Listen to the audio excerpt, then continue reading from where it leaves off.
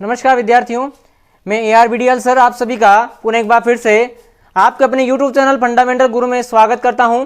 हम लोग राजस्थान के भूगोल में खनिज संपदाओं के बारे में चर्चा कर रहे थे। आज उसी क्लास को हम कंटिन्यू करने वाले हैं। उससे पहले बता दूं कि जिस भी विद्यार्थी ने चैनल को सब्सक्राइब नहीं किया है तो जल्दी से चैनल को सब्सक्राइब कर ले और बेल आइकन को प्रेस कर ले, ताकि आने वाले जो हमारा लेटेस्ट वीडियो है उसके नोटिफिकेशन सबसे पहले आप तक पहुँच जाएंगे। और प्लीज़ वीडियो को लाइक एंड शेयर जरूर कीजिएगा। तो चलिए बिना देरी करते वीडियो की शुरुआत करते हैं और आते हैं। आज अपन बात करें चांदी के बारे में।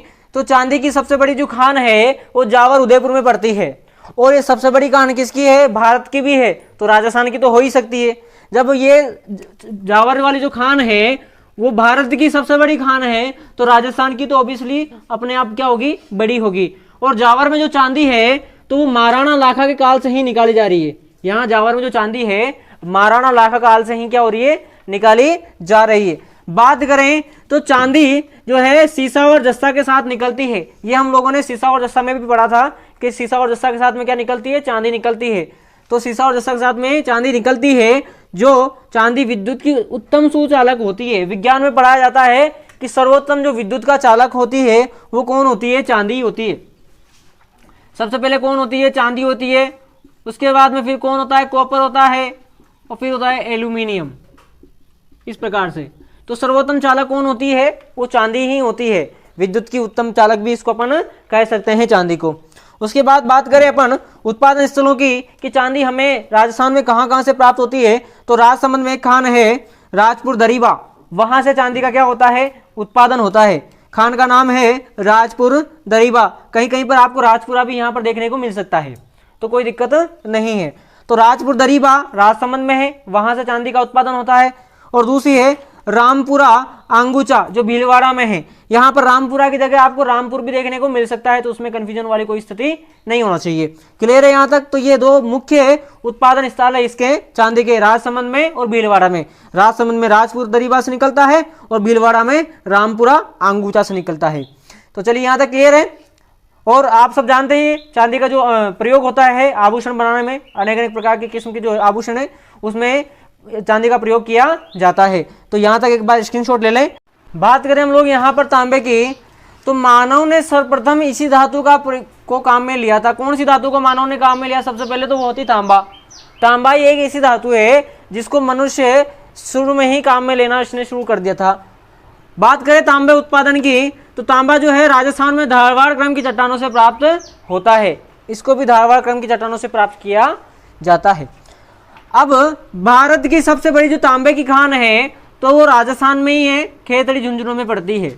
भारत की सर्वाधिक सबसे बड़ी जो खान है तो वो कहाँ पर है? खेतड़ी झुंझुनू में, जो कि राजस्थान में पड़ता है। एक कंपनी है हिंदुस्तान कॉपर लिमिटेड, जिसकी स्थापना 1967 में कर दी जाती है और इसकी स्थापना होती है अमेरिका के सहयोग से। किसके सहयोग से? तो अमेरिका के सहयोग से हिंदुस्तान कॉपर लिमिटेड की स्थापना हो जाती है, जो भारत का उपक्रम है। यानी केंद्र सरकार का क्या है? उपक्रम, अर्थात ये केंद्र सरकार की कंपनी है। बात करें तो तांबा उत्पादन में राजस्थान का MP के बाद दूसरा स्थान है।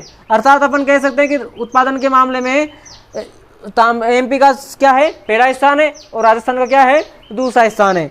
और बात करें यहाँ पर भंडारण की, तो भंडारण की दृष्टि से राजस्थान का भारत में क्या है? प्रथम स्थान है। उत्पादन के मामले में तो कौन सा स्थान है? दूसरा। परंतु भंडारण के मामले में राजस्थान का कौन सा स्थान है पूरे भारत में? तो वो गए पहला स्थान। तो यहाँ तक क्लियर है? चलो स्क्रीनशॉट लें, फिर आगे बढ़ते हैं।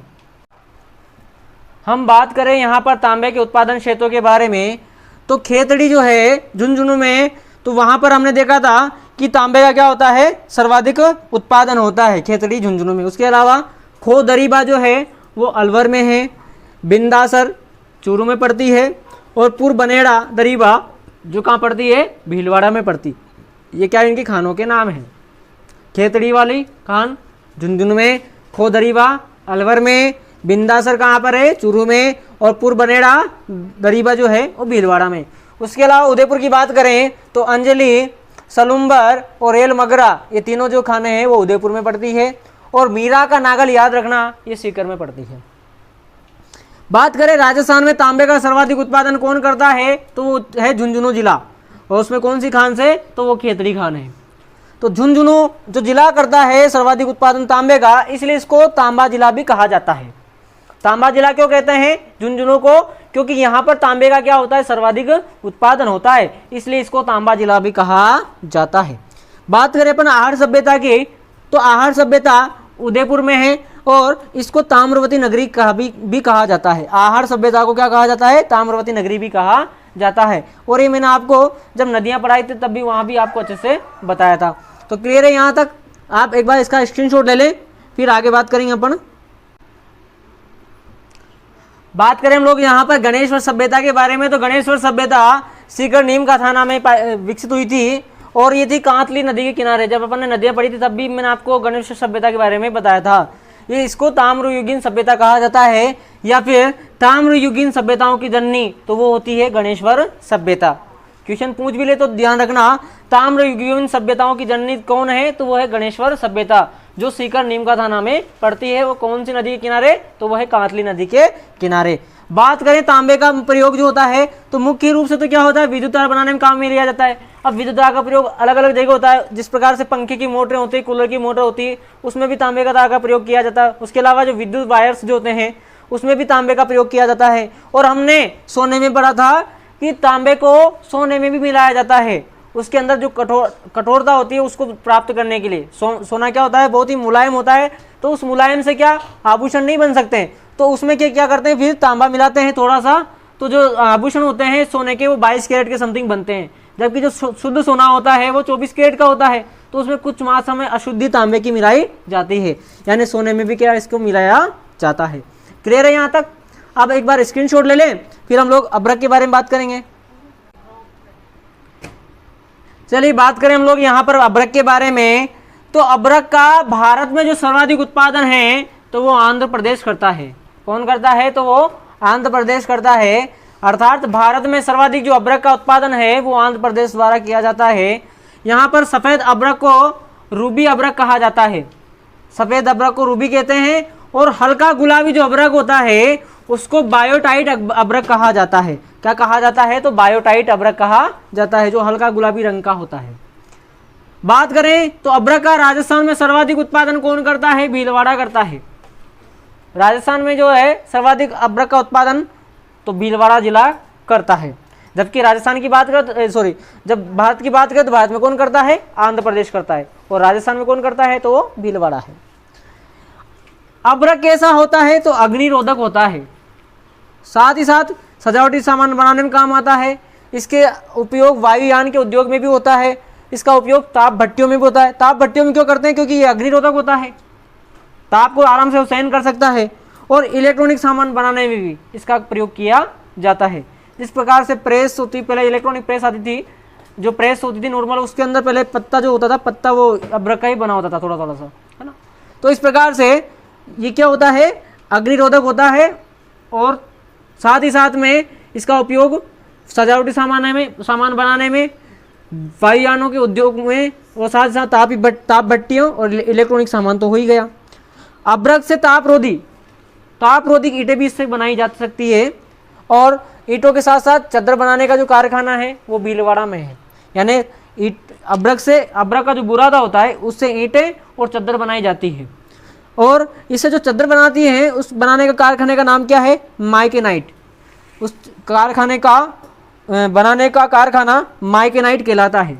कौन सा कारखाना, जहाँ पर अभ्रक से ईंटें और क्या बनाई जाती है, चादर, उसको क्या कहते हैं, माइकेनाइट कहते हैं। क्लियर है यहाँ तक? एक बार स्क्रीनशॉट खड़का लो, फिर इसके उत्पादन क्षेत्रों के बारे में चर्चा करेंगे। बात करें हम लोग अभ्रक के उत्पादन क्षेत्रों के बारे में, तो अकेले राजस्थान में भीलवाड़ा और उदयपुर 2 जिले ऐसे हैं जो संपूर्ण राजस्थान का लगभग 75% अभ्रक का भंडार रखते हैं। यानी अकेले भीलवाड़ा और उदयपुर में पूरे राजस्थान में जितना अभ्रक है उसमें से 75% अभ्रक के भंडार कहाँ पर है, इन दोनों जिलों के अंदर ही देखने को मिलते हैं।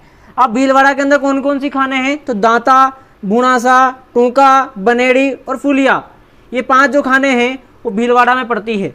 बात करें खंडेला और रोहिला, ये दोनों खाने सीकर में हैं। और चंपागढ़, सरवाड़गढ़, आमेट और भगतपुरा, ये चारों खाने जो है वो उदयपुर में है। यानी भीलवाड़ा और उदयपुर में ही पूरे राजस्थान का 75% अभ्रक के भंडार देखने को मिलते हैं। तो आज की क्लास अपन यहीं पर समाप्त करेंगे। अगली क्लास में और कुछ अयस्कों को लेकर चर्चा करेंगे। तो अब दीजिए मुझे आज्ञा। जय हिंद, जय भारत।